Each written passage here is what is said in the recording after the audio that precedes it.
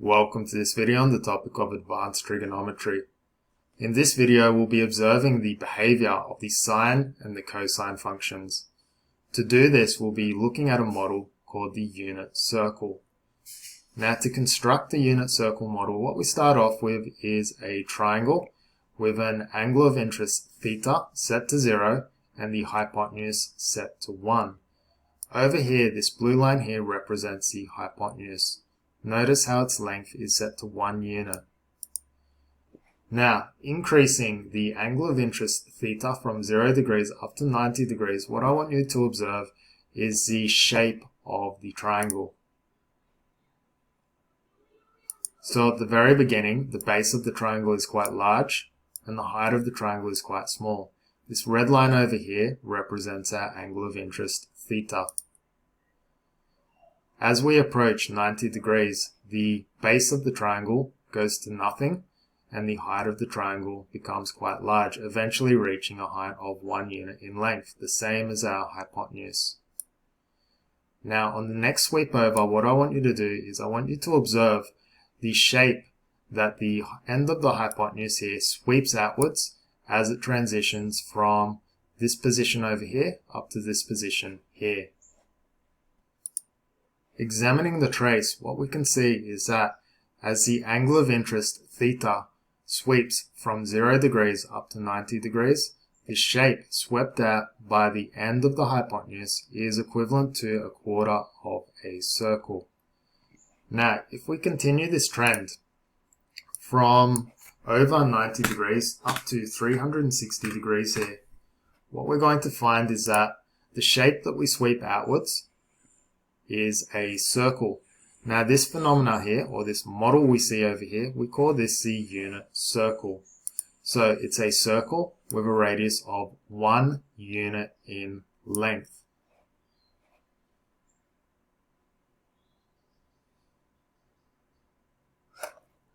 Now heading back over to our notes page, what we can say is that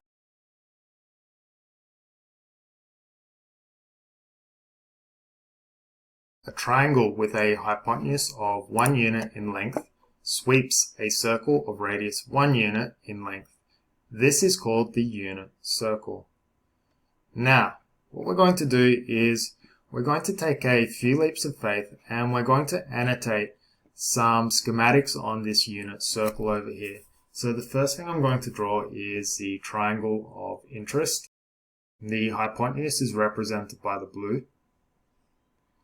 The vertical component will be represented by the green line here, and the horizontal component is represented by the orange.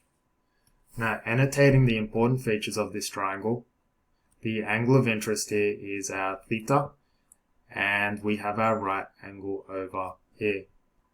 Now, to begin, what we're interested in is the coordinate on the unit circle marked out by this section here. At this point in time, if we were mapping this on a Cartesian plane, we'd call this coordinate just x and y. Now grabbing this triangle over here, I'm going to just copy it and I'll move it down over here. Now the next step we want to do is be able to explain the lengths of the sides of this triangle. Now of course, because this is the unit circle, the hypotenuse of this triangle is set to 1 unit in length. Now, moving forward, what I'm going to do is I'm going to assign a name to each vertice of this triangle.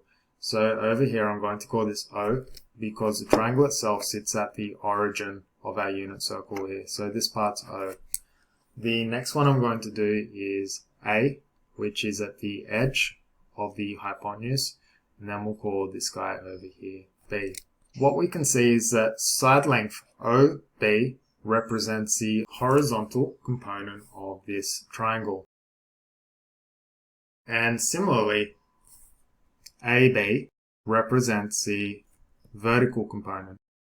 Now what we're going to do is we're going to determine the length of OB relative to the hypotenuse and the value of theta.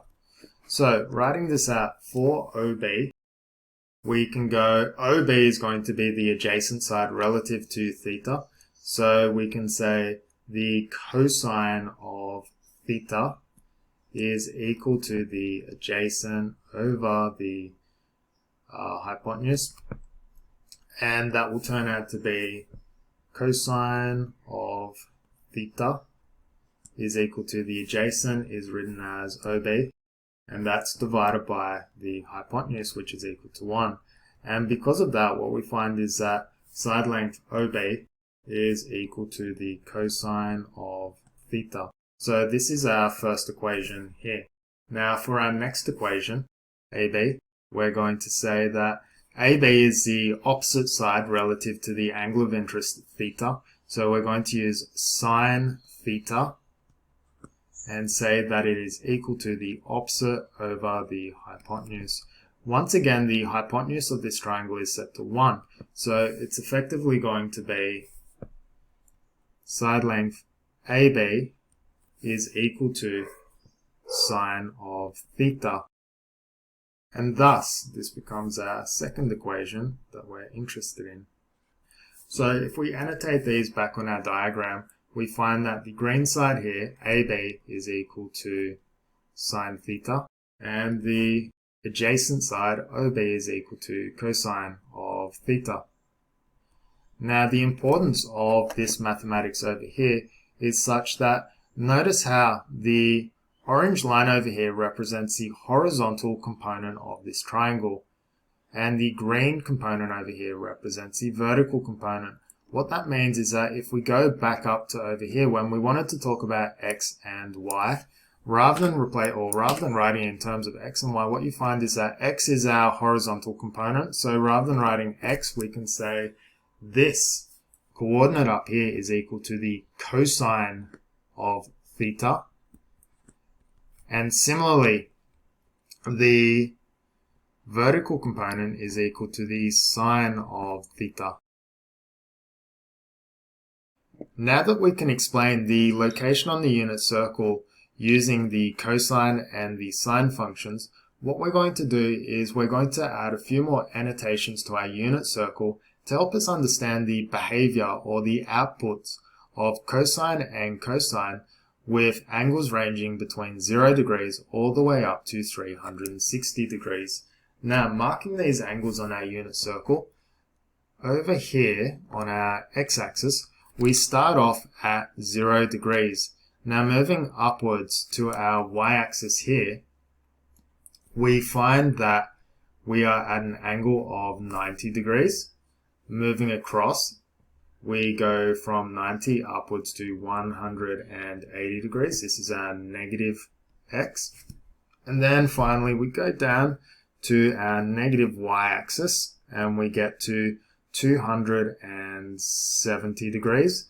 And then finally, when we go back around to our x-axis again, the positive side of it, that is, we go to 360 degrees. Now, the consequences of this is such that this unit circle here is mapped on the Cartesian plane. When we move across into the negative section of our Cartesian plane, what we're going to expect is that the locations along this part of the unit circle in here, the horizontal component is going to get negative values. And therefore, what we find is that the output of the cosine function, when we're working in this section over here, is going to be negative. Similarly, when we're working in the negative region on the y-axis on the unit circle, the output of our sine function should be indeed negative as well. This is to match the locations around the unit circle based on the angle that we're sitting at. Now, if we go back to our unit circle over here, we'll sweep it backwards. What we're going to find is that for this section mapped out over here, we're going to expect positive values for both sine and cosine because we're in the positive region for both the x and the y-axis. Now, once we hit 90 degrees, this is where things begin to change for the cosine function. So this coordinate over here, what we're going to find is that once we go past 90 degrees, the values of cosine begin to go negative. This is because we're in the negative x region on our Cartesian plane. Now when we exceed 180 degrees, what we see is that for both our cosine and our sine functions, the outputs are both negative. And finally, when we go into this final region over here, both our cosine and our sine functions become, well, our cosine function becomes back positive because we're in the positive region again, and our sine function becomes negative.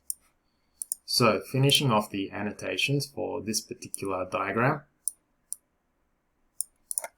we're going to name these 4 quadrants of the circle. We'll name this one first quadrant. And the behavior of the sine function in the first quadrant is we're going to see positive, but our cosine function is also positive. However, this is going to change as we move to the different quadrants. So over in our second quadrant, we're going to see positive sine, but negative cosine. We're going to see negative sine and negative cosine. And finally, we're going to see negative sine, but positive cosine. So in summary, what we set out to do in this video was we wanted to observe the behavior of the sine and the cosine functions over a domain of 0 degrees to 360 degrees. And the way in which we observed this behavior was we had a look at the model called the unit circle.